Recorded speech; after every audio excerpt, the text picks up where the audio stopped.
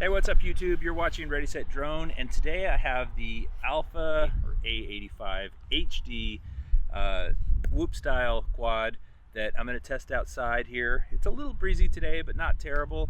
It's a nice day. It's actually Thanksgiving, and my wife has given me a few hours to come out and fly a little bit, which I'm thankful for. So let's get into it. So if you like drones, quads, and other RC stuff, be sure to hit the subscribe button and check it all out. What I have here is the iFlight Alpha A85. I've actually already got it all set up, but I thought I'd pull it out of the box nonetheless. It is a little whoop style quadcopter that takes a 4S battery, and it has a digital FPV system built into it, the Caddx digital transmitter as well as the Nebula camera. Now, it is designed for flying in tight spots because it has these ducted propellers, or protected propellers I should say, and you can bump into stuff with it. So if you're just learning how to fly, this is a pretty good option. So when you first get this thing, you're going to need to activate the Vista system using DJI Assistant and a USB-C cable that you connect to your computer. Open up DJI Assistant for FPV. Be sure to open the one for FPV. When you plug it in, it will acknowledge the plug-in, and then it will tell you to activate it with your DJI account, which you'll need, as well as to update any firmware. So I've already activated and updated the firmware on this guy. I've already paired it with my DJI transmitter right here, and I've already paired it with the goggles, which I have right here. So we're gonna go ahead and take it up and see how it does. This will be my first time really flying it outdoors. I did fire it up in my house for a minute or two just to make sure it all worked, but this will be my first outdoor flight. Now, it does not come with a battery, so you're going to need a battery. One thing to note that they recommend these 450s, these 4S 450s. So I have some of them, fortunately already, so they should be pretty easy to put on. One other note is that you need kind of a long, thinner battery to get in with this battery strap. Now, you could change the battery strap if you wanted to put a thicker battery on there, but this seems to be a good form factor. The camera tilt is adjustable. You might want the camera tilted straight ahead more if you are flying indoors or going to fly a little slower. And then if you want to fly faster or outdoors, you can put a little more upward tilt to the camera so that when the quad tilts forward, the camera is facing forward. Since I'm by myself, I'm going to set this bad boy to 50 megabits per second for the transmission. And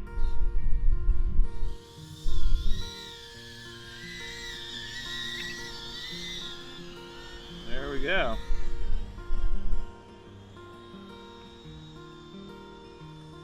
Not very quiet.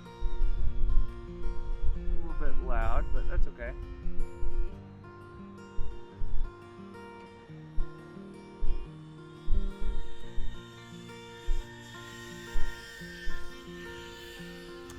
Definitely feels the wind with those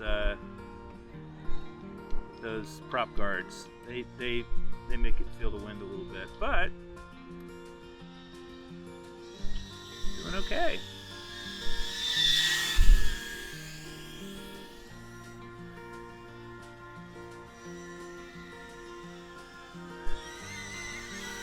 Ooh, right over my head.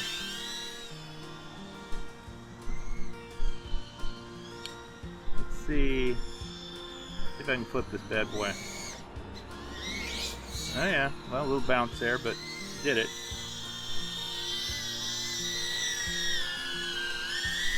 Don't want to end up in a tree. Whoa. That's where the ducted props really help, is when you bump into something like that.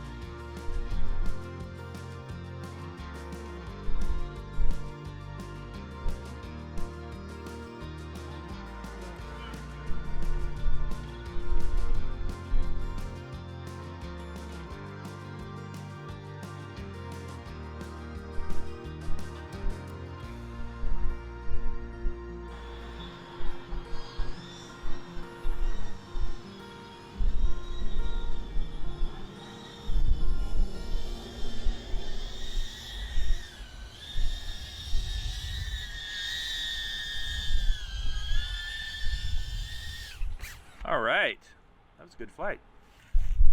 Okay, I've got the recommended 450 milliamp hour 4S battery here for it. I'm gonna check and see how much juice this guy has. 99%. I don't know if you can see that, but this one has 99%, 4.19 volts per cell. That's a total of, let's see, 16.76 volts total. So this should be a good representation of how much flight time we can get out of it on one battery. I'm going to use the clock on my phone as the timer. Just reset it, showing 16.7 volts on the battery. And I'll go ahead and start the clock and fire it up and take off. Now I'm just going to cruise a little bit. Need both hands on the sticks and see how much time I get just cruising around.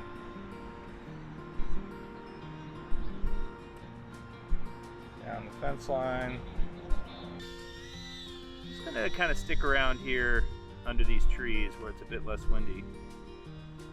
See what I can do as far as flying through tight spots.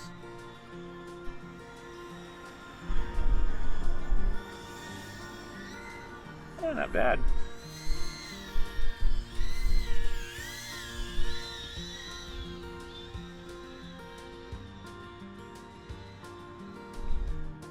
Okay, the voltage was fluctuating between 13.7 and 13.9, and I landed at 4 minutes and 52 seconds. So, not bad.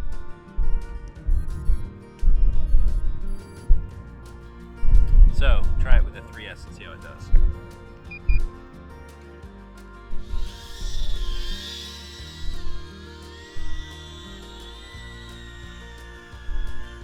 Yeah, I can see flying this indoors with a 3S.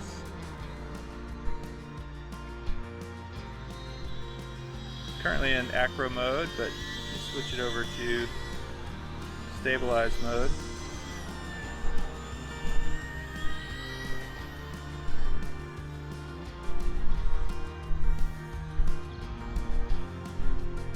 It's definitely a little rougher in stabilized mode. Not quite as smooth. But a little easier to fly, I guess. Sit up. Gotta remind myself to sit up straight when I'm wearing these goggles and to hunch over.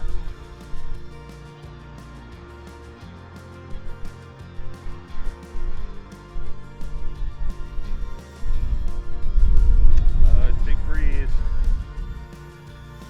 Blowing it.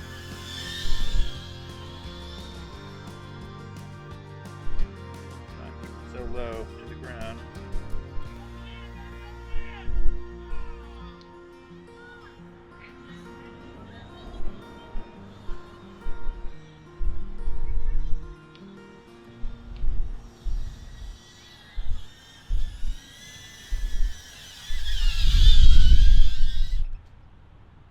Oh yeah, it's getting windy.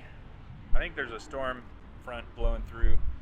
It's supposed to be colder tomorrow and rainy tomorrow, so that's why I'm flying today, but definitely does not like the wind. So one of the reasons I really like tiny whoops, analog tiny whoops, is the ability to fly around in my backyard. Mostly digital quads have been too big, required too much space to fly around, but I'm thinking with this one I could actually do it. It's a pretty calm day back here. It had started getting windy earlier today, but it seems like it's calmed down now, and I'm gonna try and keep it kind of low below the fence line and just fly around under some obstacles and stuff like that and see how it does in a backyard. I'm gonna start in acro and see if I can keep it under control in acro mode back here.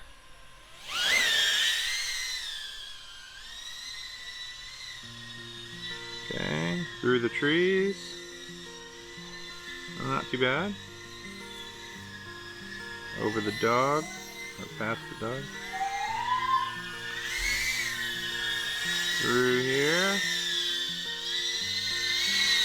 around this way. See if we can go under the trampoline. Yep, made it. That's cool. I've only done that with a tiny whoop before. See if we can flip it. Oh. Yeah, flipped it all right. So in case I didn't mention, today is Thanksgiving, and my wife and daughter are working on a pie in the kitchen. So I'm gonna see if I can fly through the house and come back out without causing too much issue. I'm gonna do this in stabilized mode. Let's see.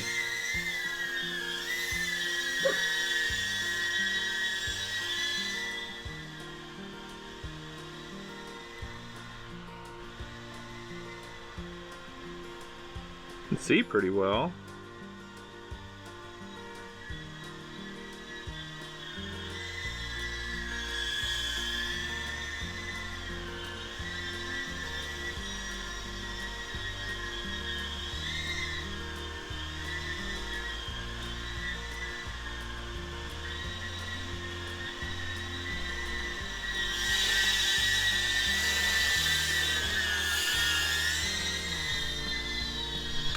Yeah, well, that went better than expected. Again, I was in stabilized mode. I'll flip it over to acro. Alright. Oh, now I'm in acro.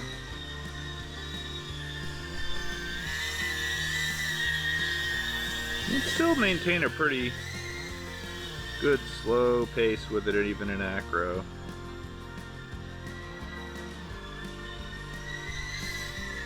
Whoop. Don't want to go over the fence. Got a leaf stuck in it. See if I can bring it over to me with this leaf on it. You can hear that leaf just really tearing at it. Okay, so I have watched a little bit of footage from this thing, and the Nebula camera is not great footage. It is just kind of blown out in the sky, not a lot of detail. So I'm gonna try putting the Insta360 Go on it and see how it does with that. Okay, so this is where I landed. This is got the camera on one side underneath, and noting that I'm pushing the battery a little bit to that side to counterbalance the weight of this. I don't know if that's giving me perfect center of gravity, but it should be closer than if it was actually in the center because of the weight of the camera. And then I'm gonna have to set it on something with a hollow thing to take off. So I have just the idea. I'm gonna use this pot with no dirt in it as my takeoff platform. Okay, here we go.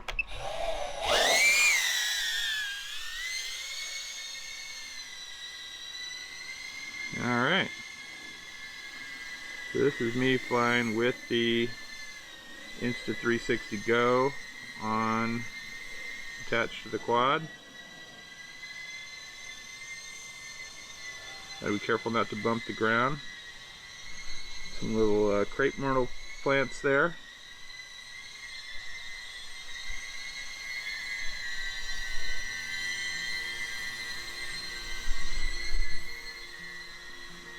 Again, just trying to go nice and slow, smooth.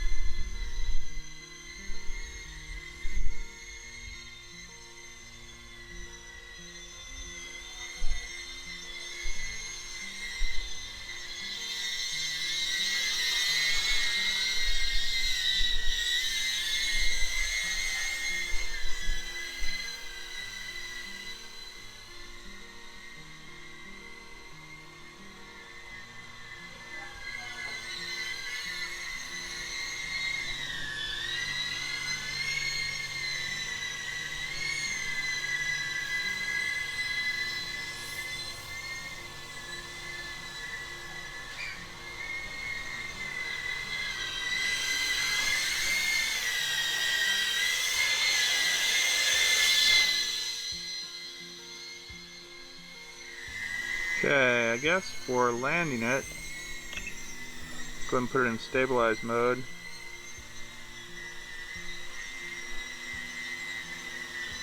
Try to land it on the couch, I guess, or on a chair.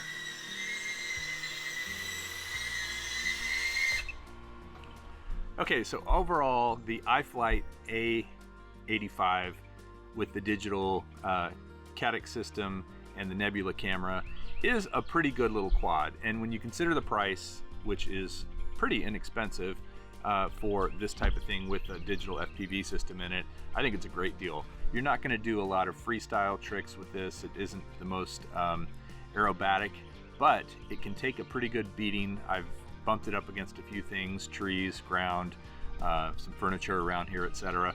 And it is a great little trainer drone for learning how to fly FPV and get through tight spots. Some of the spots I got through today, including the bottom of the trampoline, were kind of new territory for me, and I felt very confident doing it with this. It's fun, it's very noisy, it doesn't take great footage. The Nebula camera is not the best video camera, and when you combine that with recording in the goggles instead of locally, you definitely get some pixelation. But you can attach the Insta360 Go to it, and you do get some decent footage that way. But if you're going to fly it that way, it's a little bit of a pain to attach it, and you need a bucket or something to put it in so that you can take off and have it take off at a fairly level clip. Love to hear your thoughts on the iFlight A85. If you're a beginner just starting out in FPV and you want to get something inexpensive that's pretty durable, I think this is a great way to go. This or the GEP RC Rocket are both good options. I'll have a link for both of those down below if you want to check it out. And if you like this video, I hope you'll give it a thumbs up. And I definitely would love to hear your comments and see more of you in the community here at Ready Set Drone. Thanks for watching. We'll see you next time.